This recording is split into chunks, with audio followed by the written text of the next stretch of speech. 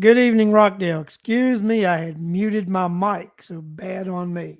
So I think you guys can all hear me now. Just thank you all for joining me today. Hey, I just let you know I had taken a trip up to West Virginia this past week. My wife and I went up to West Virginia to visit some folks and actually go watch my old high school play in the playoffs, and they had a fantastic first round of the playoffs. They beat a county rival, which also made the playoffs. They beat them 73-7. It was a beatdown. I'll tell you, I mean, not just because I went to school at that high school many years ago, but it's one of the best high school football schools teams I have seen in a very long time. They are a big team, very fast team, very well coached. Very impressed when I watched them play this past Friday night. So just wish them best of luck in the next two rounds of the playoffs, and they get through those two, then they can go to the state championship. So just wish the Independence Patriots in Coal City, West Virginia, a good playoff run, and just hope that everything goes well. I want to say hi to a few folks: Lisa Lancaster, Dan Burks. Bill Campbell and Charlotte Gellert. Was it? Lisa says I miss Friday night football. Yeah, I mean when you come from a small town like I do, um, you know, sporting events are a big part of the community. Supporting your local high school is a big thing in the small rural communities. So it can be a thing that's missed, especially when you come to bigger areas like this area and more metropolitan areas. I really think it's just a big difference than when you go to rural America and you've got these high school football teams and these high school athletics, because a lot of times that's what the communities rally around are those high schools and those high school sports. So just want to thank everybody who does their part out there in America coaching these kids, and these are great life lessons that our young people learn from participating in sports in these high school and in the middle school and grade school sporting events. So just want to thank everybody out there that does their part doing that.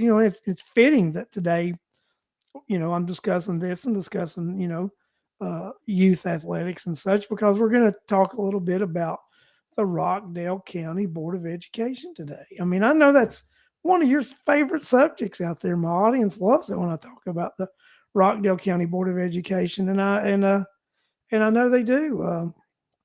So Clayton Orwig, nice to see you tonight, Clayton. Clayton always enjoys it. I know when I talk about the Rockdale County Board of Education, and I know the Rockdale County Board of Education enjoys it when I talk about the Rockdale County Board of Education. I don't think they really do enjoy it when I talk about the Rockdale County Board of Education, but we are going to talk about the Rockdale County Board of Education, whether they want us to talk about them or not, because they pass rules that they can't talk about themselves. And you can't make that stuff up. And we're going to talk about that's part of they got this award here in this last few weeks, and we're going to talk about this award. I mean, we have a exemplary board. Yes, Charlotte, and I'm going to tell everybody exactly what that means. And it really doesn't mean as much as you might think it means. The Rockdale County Board of Education belongs to the Georgia School Board Association, like most school boards do in the state of Georgia. So, good evening, Alex. Alex is going to enjoy this tonight evening when I explain about this exemplary school board award that the school board got, and how they get it, and what it actually means. So, what this is the Rockdale County Board of Education belongs to the Georgia School Board Association. And the Georgia School Board Association has three levels of an awards, and this exemplary award is their highest level. Uh, and you've got a deadline to where you apply for the award yourself, and they advertised it as if they were just awarded this award. No, they actually applied for this award, and I'm going to explain how you get this award? You get this award by meeting certain criteria. The first thing you have to do is you have to do a strategic plan. So the School Board Association requires that the school board do a strategic plan. So the school board does a strategic plan. They fill out an application that's got the school board's name, the school board members' names, the school superintendent's name. You get points for putting in all those names. Then you send them because one of the requirements is that you send documentation that you've completed these requirements too. So you send a copy of your strategic plan, and then all of your board members are required to do training each year. A brand new board member is required 15 hours of training that year, and a veteran member is required 9 hours. So to get this exemplary, you've got to do 3 more hours than what the association requires of your training that you have to get if you're a board member. Then they require an evaluation of the governance body. And the governance body is the Board of Education and the superintendent. So they do a self-evaluation of themselves. And they document that, and they make sure that. Yeah, Charlotte, yeah, they got to post it on their website and all that. They're part of those requirements that they have to do. And then the board members are required to abide by their ethics policy. And part of their ethics policy is you're not allowed to visit a school. You can't talk about anything that the school board does. So, part of their ethics policy is they're not allowed to talk about anything. So, they can't discuss anything, so they can't get in trouble. And they've got to come out with this unified front. I wonder what would happen if somebody got elected to the Board of Education and they negotiated their ethics policy with the board. I'll just be honest. If let's say I would run for the board and got elected, I would not sign their ethics policy. I would actually probably write my own ethics policy and make them sign mine. That'd be interesting, wouldn't it? I mean, so, and one of the other things they're required to do is a fiscal responsibility and a balanced budget. Now, let me ask you guys, do you think it's hard for this bunch of characters to actually pass a balanced budget with all the money that they scrape and nitpick and get off of the citizens of Rockdale County? I don't think so. I mean, I think it'd be very easy for them to propose a balanced budget with all the nickels and dimes that they collect from us. And then they just have to gather up all this documentation, provide this documentation with that. And in this award, there is not one single thing about how well the education system does or how well that the students perform. There's not one single thing when you read their requirements that the school system has to perform to a certain level. It's all about the school board and the bureaucracy within the board filling out a bunch of paperwork and making sure that it's filled out properly. Alex said, you're right, Alex, that's only an award someone in government could be proud of winning. You didn't actually win anything. You filled the paperwork out properly, and you got an award for filling out your paperwork.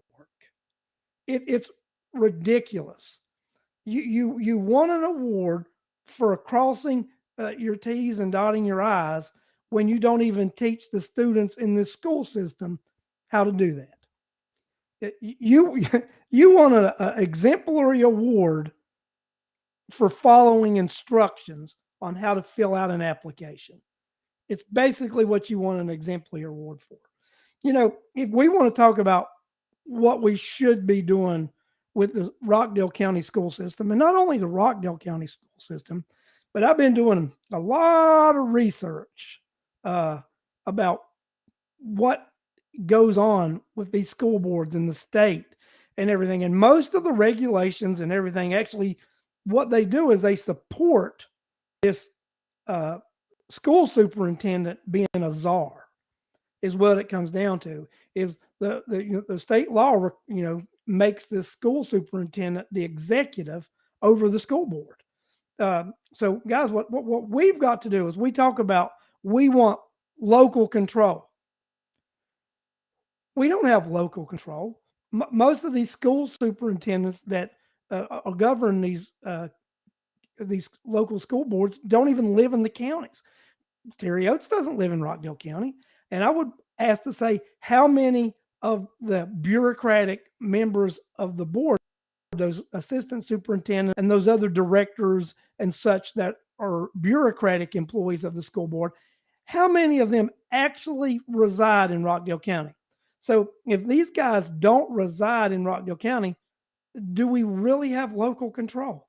You have people controlling your school system that don't even reside in your community.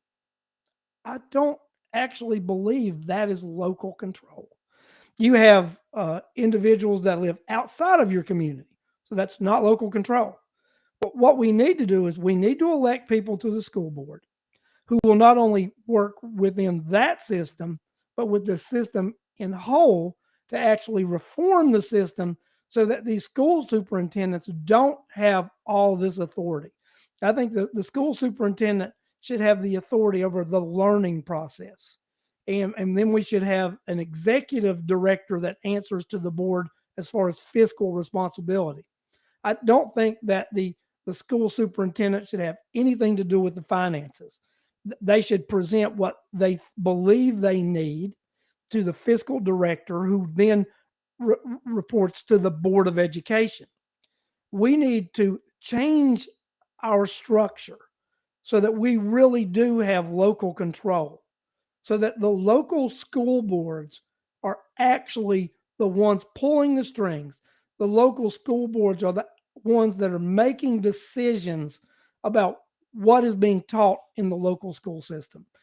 For too long, we have allowed bureaucrats to oversee and ruin our school systems because our school systems are ruined. We do not compete with the rest of the world when it comes to education and school systems any longer.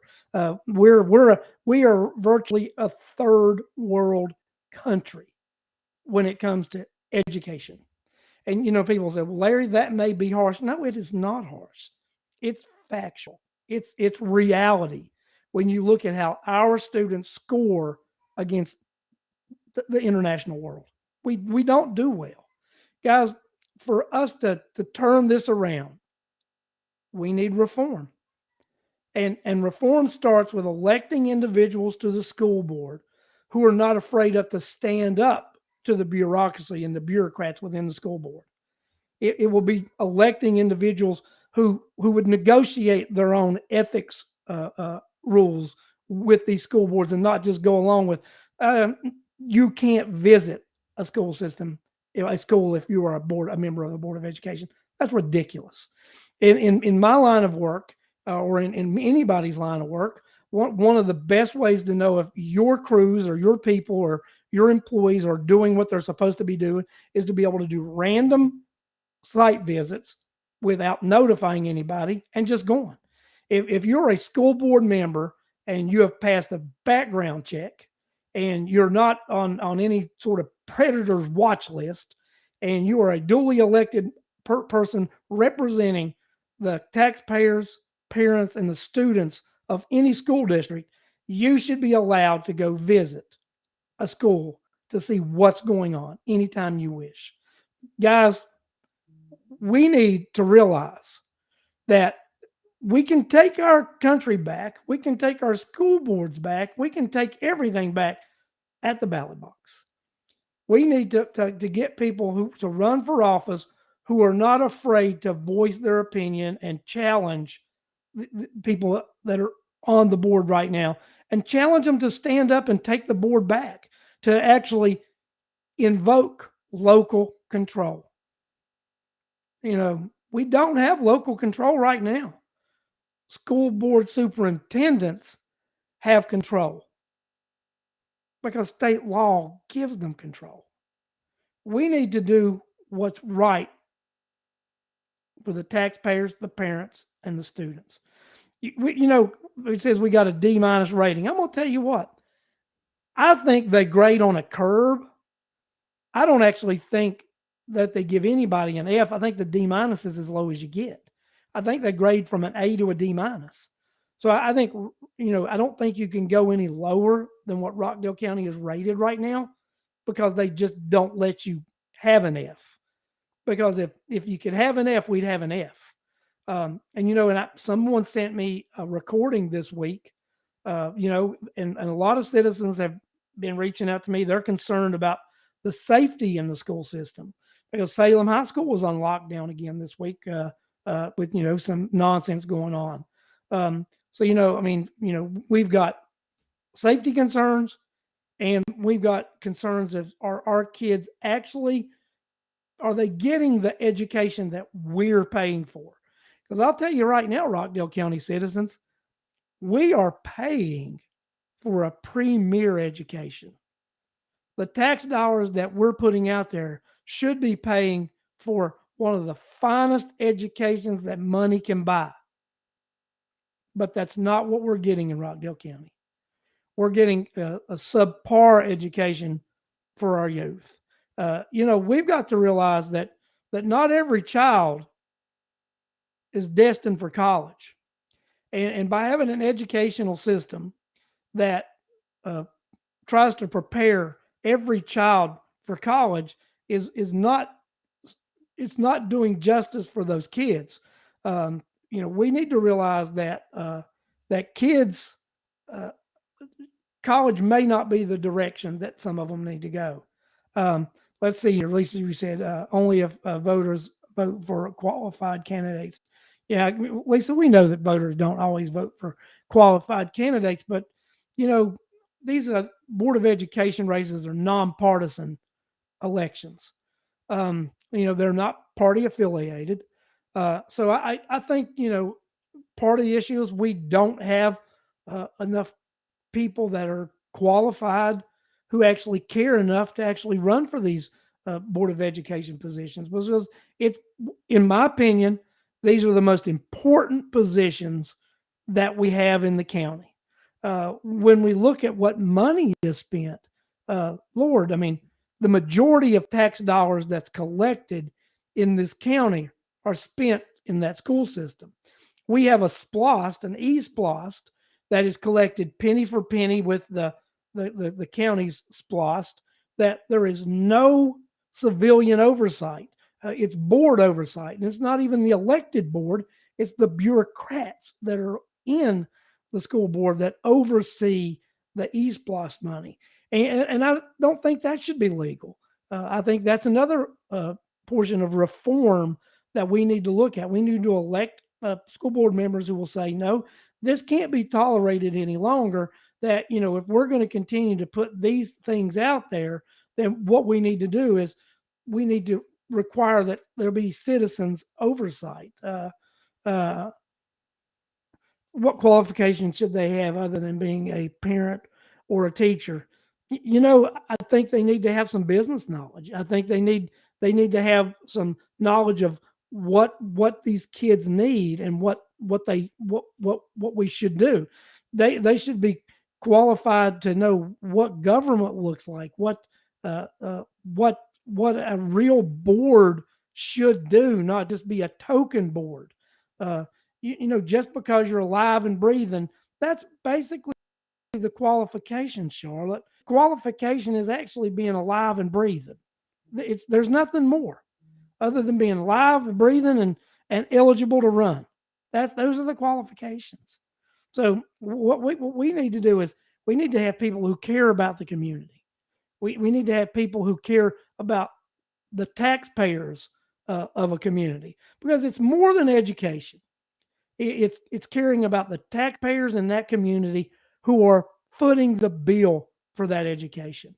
The taxpayers in that community deserve to get the value for the money that they're spending. And it's just terrible out there right now. When we look at C, what value that we as Rockdale County citizens are getting for being some of the highest taxed individuals in the state of Georgia. We do not get the return on what we're investing.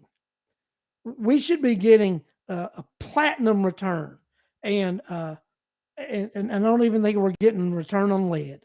I mean, we're just not. And a lot of this is we've allowed people who are school superintendents to just do shoddy jobs of running our school systems. I don't think they're I don't think the last two guys have been qualified to be the school board superintendent. And I think their job performance actually shows that, because we have steadily declined under the leadership of the past two individuals who have held those positions. And the members of the school board, who a lot of them are long tenured individuals, we've not done very well under their halfway leadership. So, so guys, if you're not improving and you've had the same board, then we need to change those board members. And if we've got these superintendents that we've not been able to flourish, we've not been able to advance our students, then we need to replace that school superintendent also. And then we need to look at what curriculum that we're teaching our kids. And you know what? If our curriculum, if you're saying, well, we've got to teach this, we've got to teach that, well, buck the system. Don't teach this, don't teach that. Make them take you to court and sue you. Come on. I mean, have some intestinal fortitude about what we're doing, because what we're doing isn't working. And you can look at the results and you can see it isn't working. When we have a school board who brags about getting an administrative award, we give a school superintendent a raise and a bonus for fulfilling his contractual obligations, which none of them had to do with the educational advancement of the kids in this county. And you've got a school board who just gave themselves an award by filling out an application, and that award had nothing to do with the children of this county improving in test scores or in their ranking among school systems in the state. So as long as we value these individuals on anything other than how these kids are advancing and how they're performing, then shame on us. It's shame on everybody. We need to realize that things need to change in Rockdale County. Things need to change in the state of Georgia. Things need to change across the United States of America in this education system. And the way to do it is to start electing members to the school board who don't mind rattling cages, who don't mind making a difference, who don't mind doing things against the grain. Because the way we've been doing it, it's just not cutting the mustard. Folks, I just wanted to come here, talk briefly about the failed Rockdale County School Board, because it is a failed Rockdale County School Board. And when they pretend to give themselves an award, which they gave themselves this award, they went and applied for it and did all the administrative stuff so they could call themselves an exemplary board. I would be ashamed of calling myself exemplary anything when the children of this county have had such lackluster education for over a decade. Shame on you, Rockdale County School Board. Shame on you one more time. I can say shame on you every week. But, I think I might go to your meeting this week, sit in the back of the room and just watch you guys and see what you're talking about. So I think I'll do that this week. So, hey, I'm going to say good night for now. Thanks, everybody, for tuning in tonight. And I'll see you guys next week. Thanks a lot.